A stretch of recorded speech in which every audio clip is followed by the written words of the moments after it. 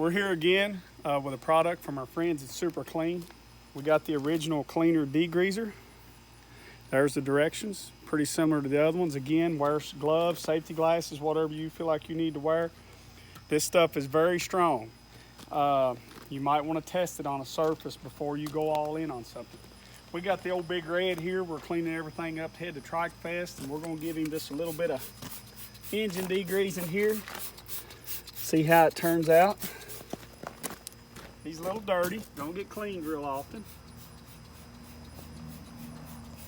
Again, this is mostly an aluminum engine, so I'm not going to leave it on there real long. And I might spray it off too early. I don't know. But we're not going to let it set very long. Okay, we let it set about 30 seconds. Oh yeah, look at that coming off. Like I said, depending on the surface, this is a 1986 model three-wheeler. I didn't want to mess it up, but at the same time, it's not really highly critical. You can see it coming off. But I would definitely test it on your surface. You know, maybe on an inconspicuous area or something before you just let it set too long, because this stuff is potent.